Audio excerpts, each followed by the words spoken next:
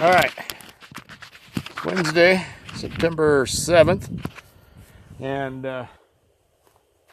behind me is one of my most favorite places in the world to hunt. There's a cabin right here beside me, all the old stuff. And for years, I've been hunting up here. There's a mountain back up here. I always had to go all the way around. Crappy, never maintained road for miles. Drive up the mountain. If I wanted to hunt this area, I had to drop a mile down the mountain. Well, several years ago, my son married into a family that owns this property, which gives me access back up into here to some just beautiful, beautiful elk country. So now instead of doing that, I leave the house. 30 minutes later, I'm sitting here, and within 100 yards, I am in elk country hunting. It's an incredible place. So I'll keep you abreast of what's going on. I'll film some up there, show you some of the rock formations that are up here. It's just a beautiful, beautiful area. Got my cow tag for this area. So elk B. So hopefully we'll put a cow on the ground here in the next week or two before the bulls get real serious. And you'll see a lot of video of this area this year from me because I hunt this a lot. It's just convenient. It's a great place to come at night. The elk, they bed up in these ridges, probably a mile, 2 miles back up in here. And right behind me here is a big meadow, and there's a big meadow over there. Not a big meadow, it's actually a small meadow, but it's got a lot of timber in it. They come down off of these two ridges right at dark, and they feed. It's just like clockwork. And so last year there was 3 herds in here. Never did see a really big bull. I saw some really nice bulls in here. I brought a skull and antlers out here a couple years ago that was probably 310, 320 bull. So I know there's good bulls in here. And this country behind us gets hunted a lot. So they pushes them down in here. Nobody really hunts this. In literally 15 years of me being in here, I've found one other person other besides me and my hunting buddies. So I'll keep you updated on how it goes. All right, before I take off, throw my pack on here. One thing I want to show you. This guy right here, DeLorme InReach. I tell you what, I think it's the most important safety equipment anybody can have. I've got a buddy that extreme snowmobiles, and I told him for years to get one. And not this year, but last year in 2015, he got in a snowstorm, got turned around, ended up in the bottom of a canyon, and was out there for a day and a half, soaking wet because he landed in a river.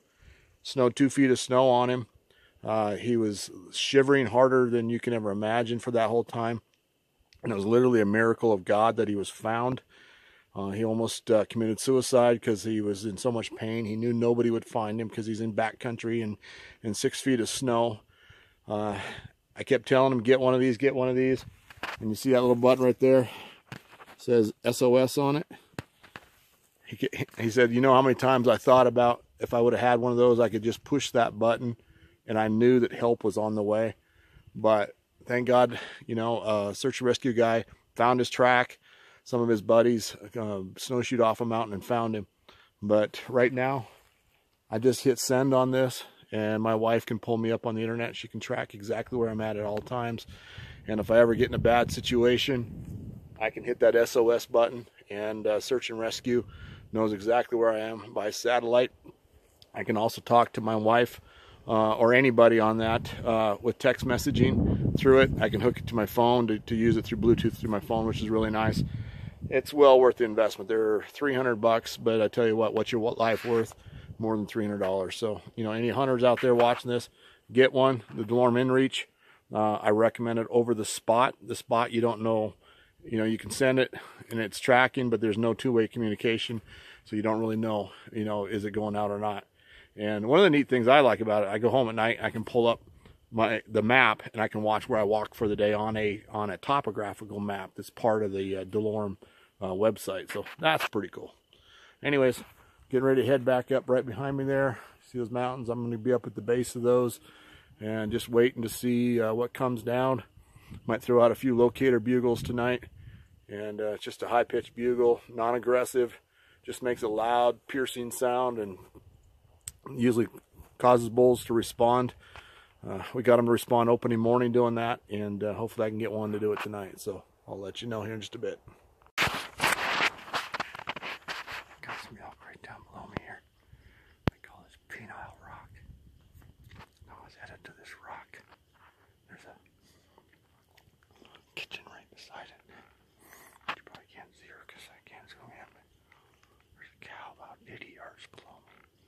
She's moving over towards the kitchen. I'm just going to let her go quietly. The wind just hit me right in the back of the neck.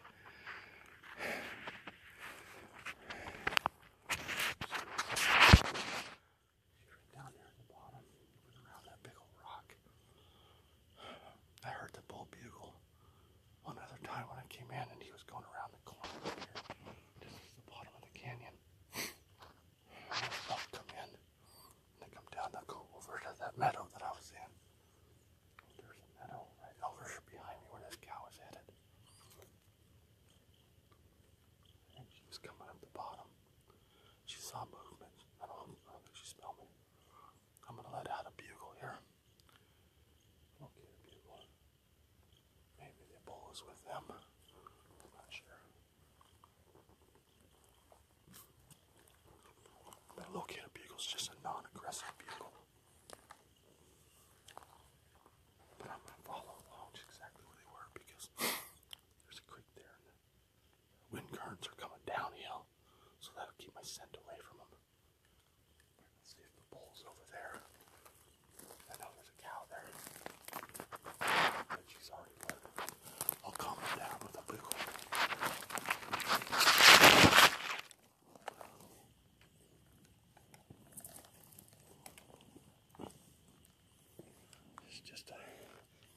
This is Phillips cane calls. They make the best sounding reeds I've ever heard. I just used them for the first time this year. I love the sound that they make. This great tonal quality. I don't break up when I'm calling. But this will calm her down. Also, you can tell me there's a bull, because last time he came around this ridge and he goes up this canyon, I heard him bugle back up here. I don't know if it's the same bull I first heard, but I didn't hear that one right in the timber again. The cow called a bit, bugled a bit, no answer, but then I heard a bugle. It sounded distant, so I knew he was around this corner, going up this drainage. But they come down this drainage and right on this dip, right on that ridge, to this park out here. It's a little park, and then there's a huge park down here. My typical strategies here is I get right in here in this area where I can hear both ways. Just really go by what I hear. Hopefully I hear a bull coming down. It's hard to get at night. You really are, because you just start going in each direction. Let's see what happens. And this is just a real non-aggressive locator bugle. Hopefully I don't crack it up.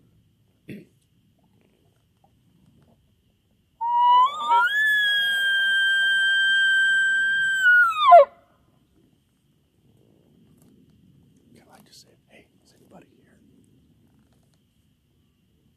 Right there. He's right over on that other ridge. Okay, now I'm just going to be quiet because I know where he's at. I don't need to go after him.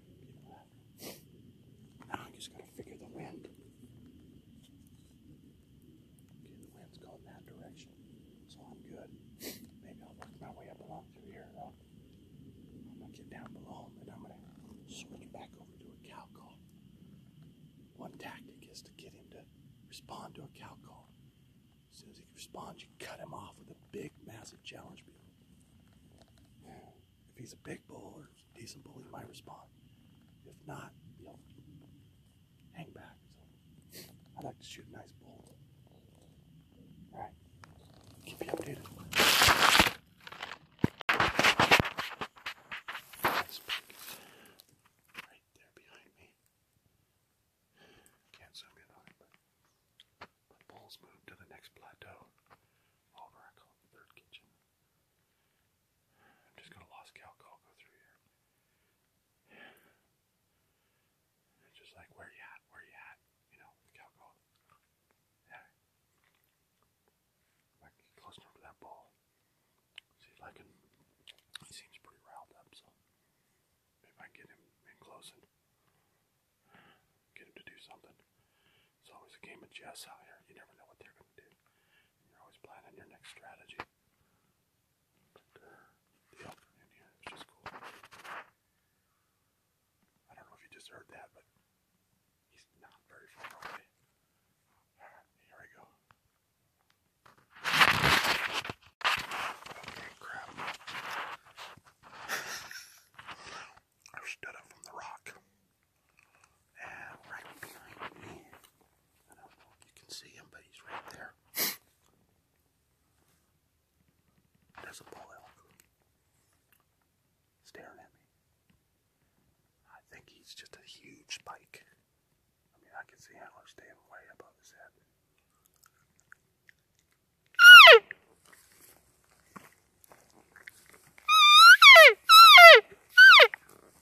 There's nothing I want to shoot, I know that. That's the reason I turned the camera on to mess with him. He was coming down the mountain right behind me to come out here to eat.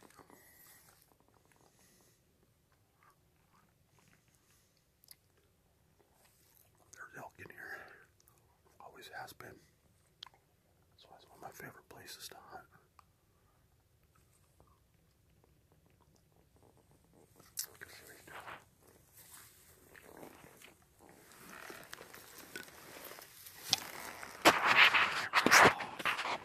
Turn it around. Zoom in on him. Okay, this is what I call the second kitchen. We catch elk in here a lot. That spike's right down in there. Moving along. The bull's probably another 200 yards up above me in the third kitchen. But this place, man, this is like a park. I'd love to build a house here. It's so gorgeous. This bottom right here, then it goes straight up into the mountains. Here we go. Okay. So I'm walking across the little kitchen here. I hear the bull bugling about 100 yards plus down in the timber. So I'm getting ready to just do a cow comb. I pop over this little pot right here. And there's a bull standing right down there at those trees. 40 yards away staring at me. Not the same bull that was bugling. It's a nice 5-point. Well, evidently he saw me. The wind's kind of shifting in here. That's a train here in the background. The train's my nemesis. I think it's elk bugling all the time. But we're up on a mountain pass. They always honk going through here. Sucks. Probably 10 of them a day. I don't care how far up in the mountains I go, that's all I hear. So anyways, the bull. I take a knee and just cow call him. I don't know how much to smell. Maybe he just turned and slipped down in the timber below me. But I just threw a bugle down there and they bugled back, so they're actually headed towards the big kitchen right now. Now last year in here there was a herd of bulls. There was 4 bulls with the cows. And I think this might be that same group because one did look bigger. That one did. And there's a multiple bulls in here right now. There's probably 2 or 3 bulls at least. I've heard from different directions. I'm thinking it's the same group from last year.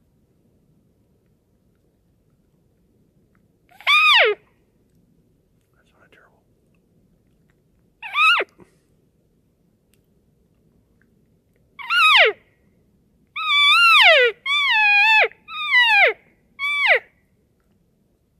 Kind of frustrated whine. That's what I feel right now. Well, positive thing is they're headed back towards the truck. Sun's just right on the tops of the mountains. It's going to be getting dark here within probably 45 minutes. I'm going to watch the wind. I don't blow them out here because I might just slip out here and come back in the morning because they're going to be down here reading. Yeah, they're right down below me at about 200 yards. So I got to watch the wind. I might go over and get this other creek bottom and go down.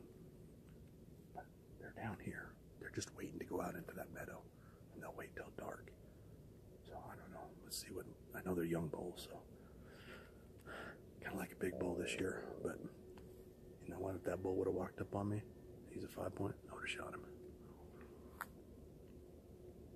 It's been 2 years since I've killed a bull, so I'm not going to pick you this year. All right, update coming soon. There's a cow right behind me. No sooner did I turn the camera on, looked over the cow's feet towards me. She's smelling me. She don't like that. She ain't gonna come. So I turned the camera back on.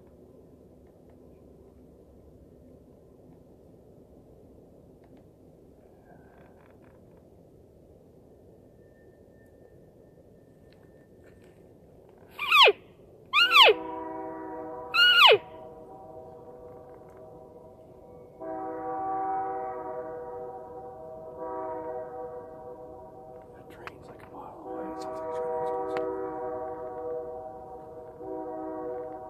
She's down there. I'll get her to bark again.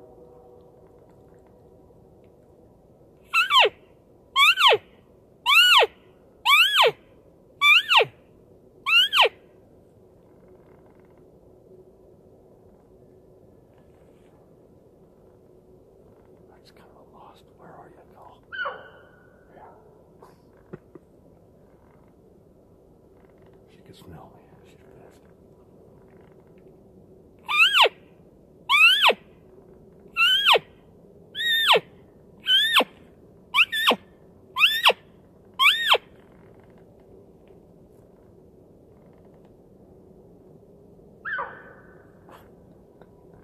This is elk hunting, folks.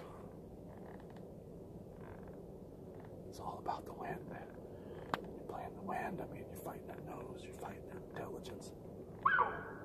People think this stuff's easy. Nah, it's not easy.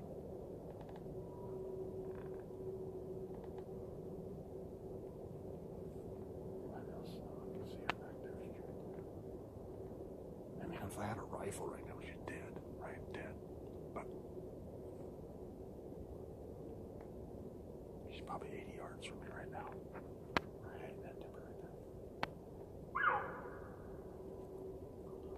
Alarm, that's an alarm bark. She was about 50 yards when she first did it.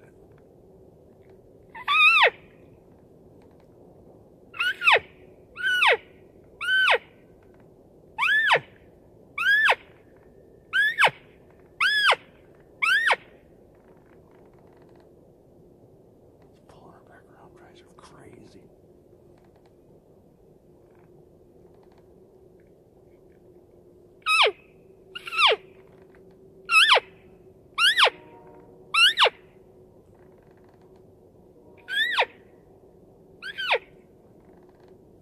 She walks off and then she keeps coming back right to that.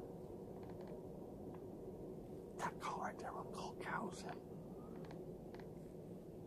I started doing that call last year. Cows literally run in on me. When I busted some herds out, I started doing that really loud. Stop. Let me catch back up to him. It's a very effective call. Now, where are you at? Where are you at?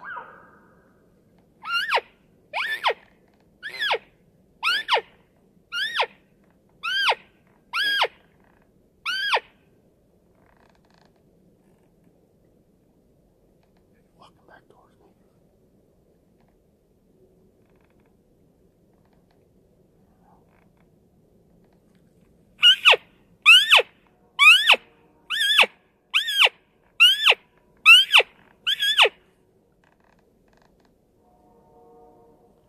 She's gonna keep telling me to come to her.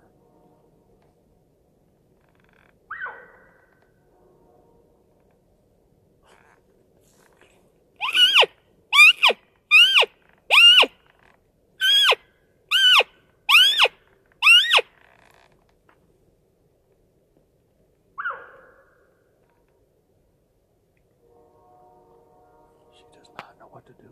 She knows that she smelled me. She's hearing an elk in distress.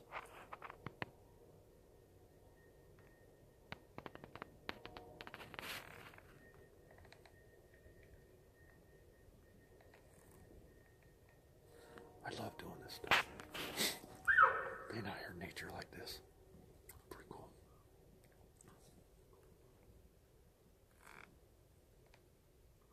I wish I could zoom in on her better. But yeah.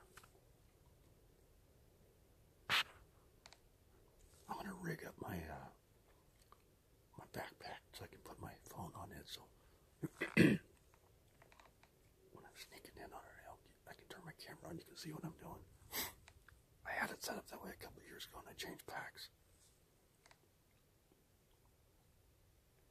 And I got this thing to put it up on my shoulder, but this pack doesn't have the same strap, so I can't do that either.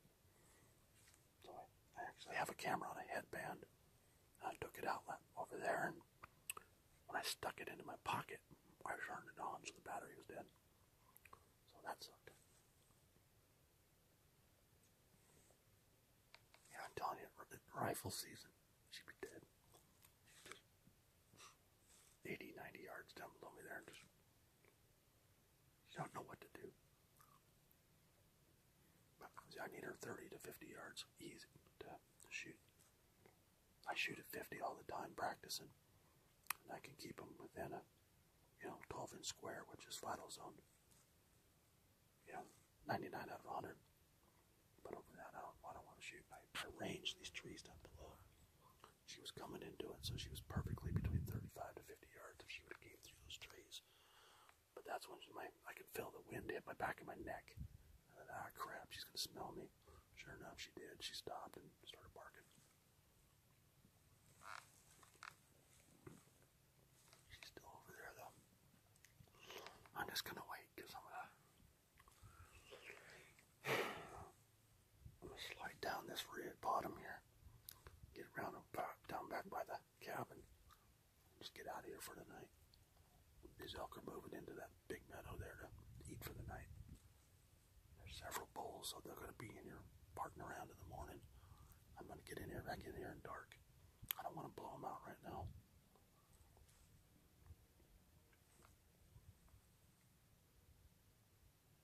In the morning time, they're probably going to be chasing around cows, trying to breed, but today is the 7th. The cows are still another week out before they hit estrus.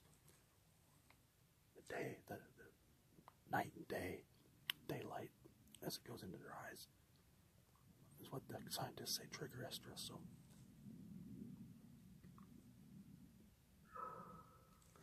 still working on it.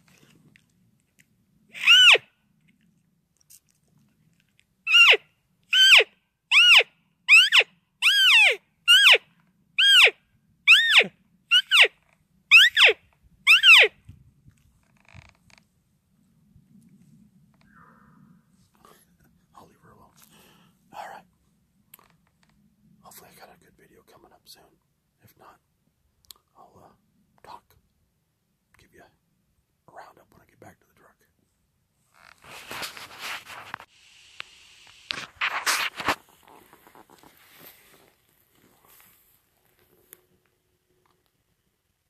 You can see his body right there, that tan.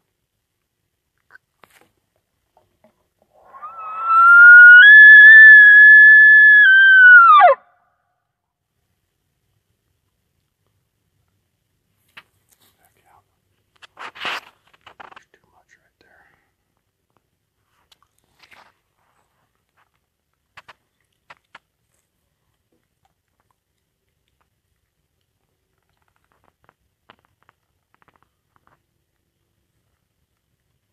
You just never know what's going to happen.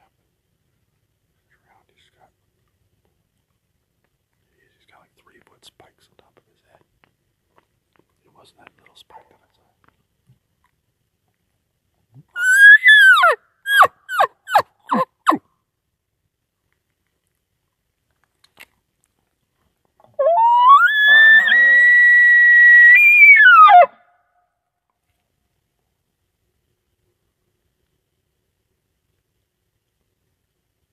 Hopefully it comes out like give on better video.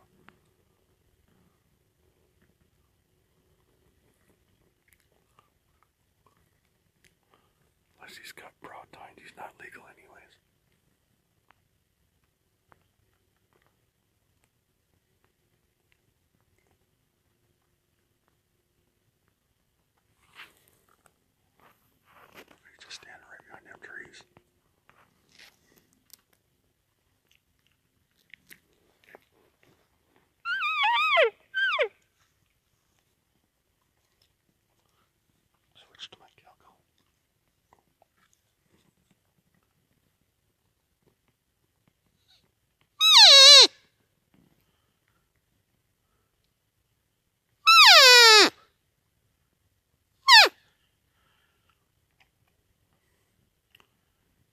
assembly mew. That means come here.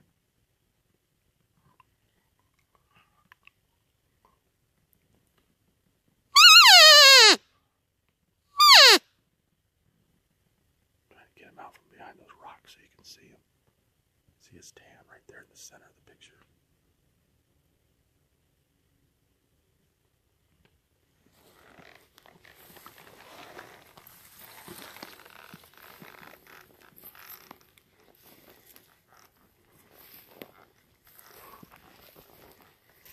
This is wildlife jungle out here today.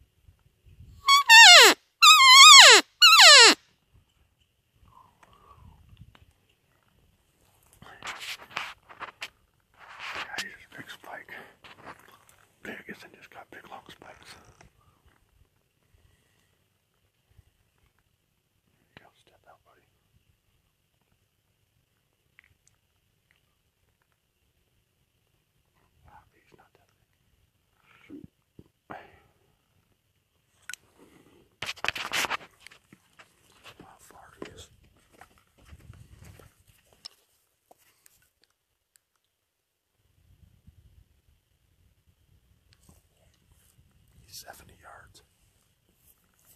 Okay. I just heard a bull behind me. Back walk towards the truck. I'm going to leave this little guy alone, because I don't want to blow these elk out of here.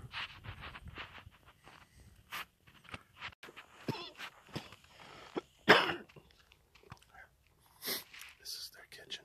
This is the big main kitchen. Park is, I don't know, quarter mile long, maybe longer. Actually, what you can see in the back, it goes about another 200 yards, 300 yards past that. Those elk are around and right in here somewhere. But it's going to be dark here in another 20 minutes. I took the cover off my bow. I dropped it up there by the pine tree when I came across. I'm going to go get that and just get out of here. I come back in the dark in the morning, and more likely they'll be up in the very top upper end up there. They just always seem to like that end. I'll sneak in here and see what I can do and go from there. Maybe I can, pull one of these little bulls out of here. I think these are just little bulls fussing around. I don't think that there's a cow or any big bulls in here yet. But we'll find out. I have to come in there and look just to see. They're starting to get a little fired up. There was some fired up going on tonight. Alright, I'm going to go home and actually I'm going to make a thing for my camera where I can put it on my hat. I've got a device to do it. I just got to rig it up so I can put my cell phone in it. The hard part is when I go to shoot, I don't look straight at what I'm looking at. I'm looking at the corner of my eye. So I got to make it where I can turn the camera on and turn it if I'm shooting. Because this cell phone, this is the new Galaxy S7 Note, shoots incredible video. So I'd like to use it.